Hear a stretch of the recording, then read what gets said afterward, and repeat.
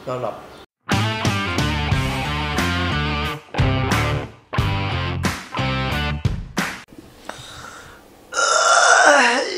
Good morning, guys! Oras na ba? So, 1:31 PM na. 1:32 PM. Good morning. Good morning talaga yan kasi panggabi tayo. So, tupuin na muna natin tong higaan natin. Tapos, nagluluto tayo ng ginataang.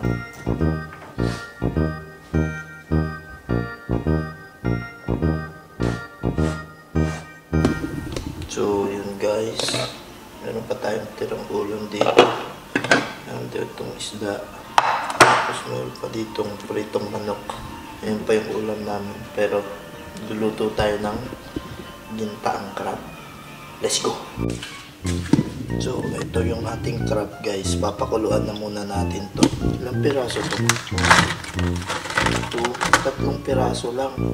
So, ang gagawin natin, since 3 piraso lang tong ating crab, dadamihan natin ng gulay. Lagyan natin ng maraming pechay. No? Pakuluan na natin to.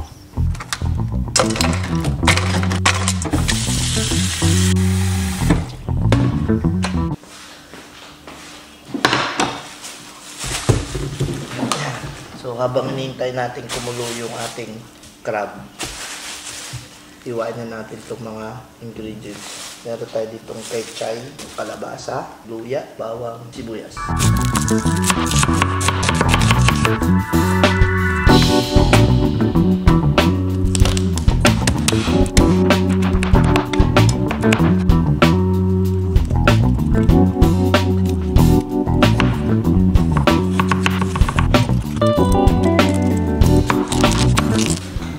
Nagpapakulo tayo or pinapakuluan pa natin itong crab.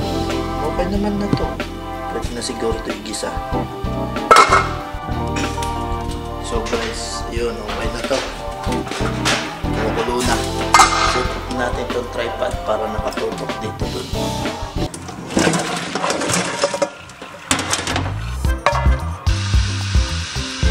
Lagay na natin itong luya. Tapos isunod na natin itong bawang. Lagyan na natin itong sibuyas. So ilagay na rin natin itong powdered milk. Ito. So since wala tayong turong gata dito, powdered milk yung mga ginagamit natin. Lalagyan na natin dito. Gigisa na natin siya dyan. So, itong powdered milk, ngayon ko lang ito ginawa, ginisa.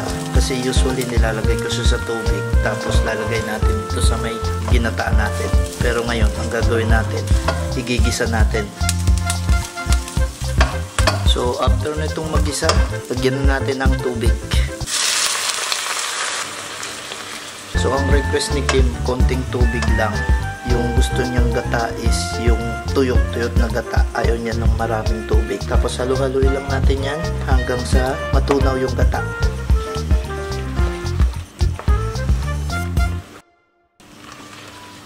So yun guys, tunaw na yung gata. Lagyan na natin ng panlasa. Lagyan natin ng paminta. Konting asin. Lagyan natin ng patis.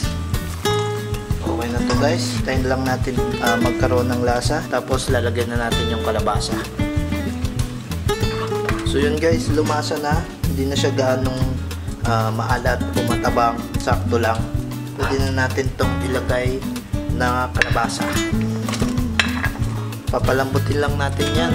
Tapos pwede na natin ilagay yung gulay at saka yung alimasan. So habang hinihintay natin kumulo yung ating gata at lumambot yung kalabasa, itong gulay, iwa-iwain na muna natin ito sa maliliit. Gagawin natin, dadamihan natin ng gulay. So iwain na muna natin ito ng mga kalahati lang. Tapos pwede na natin ilagay yung ating crab at iibabaw itong gulay.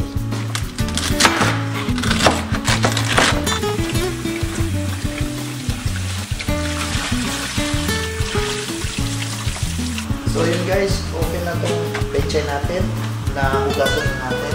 Tapos ito nga pala yung ating crab na pinakuluan. Sasama na natin dito kapag lumambot na yung ating kalabasa.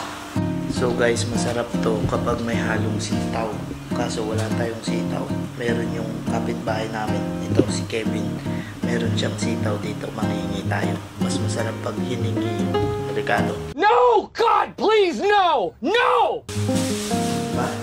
Meron siyang sitaw. Hihingi tayo ng mga 3 hibla lang.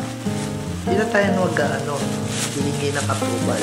Basta nagsabi na tayo, hihingi tayo ng sitaw. G na yun. So guys, tignan na natin itong ating gata kung malambot na.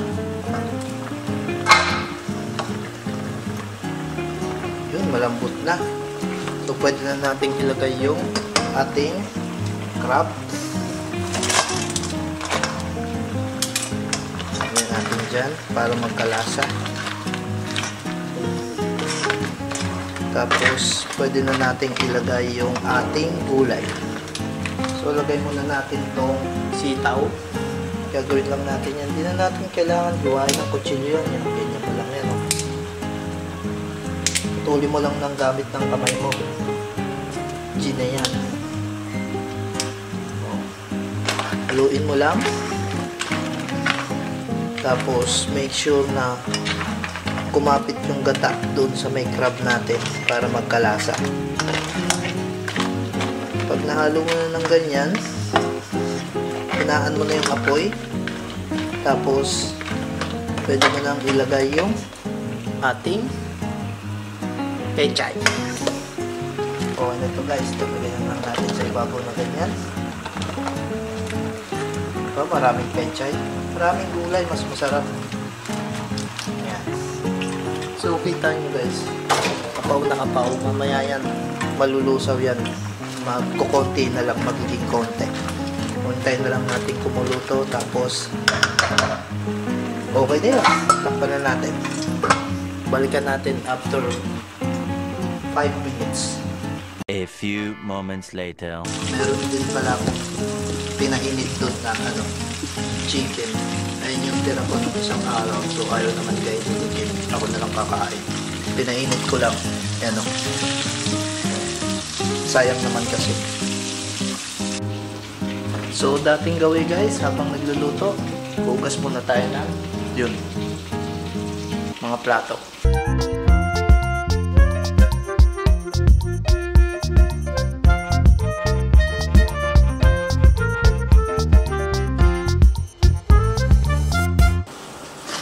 So, okay na tong fried chicken natin.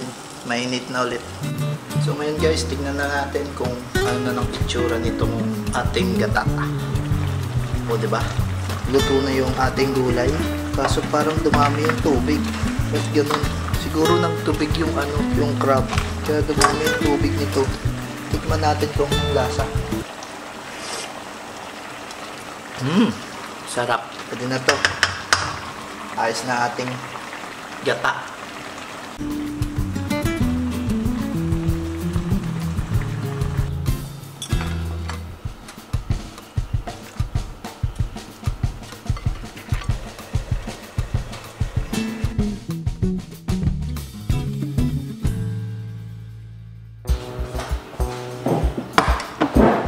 So yung guys, tikman na natin to kung anong lasa nitong gata.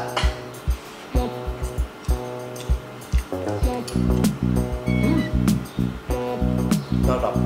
Mas masarap lalo to siguro kung talagang pure gata yung gamit mo. Powdered lang kasi meron dito. Kaya wala kaming gatang pure. Kain tayo!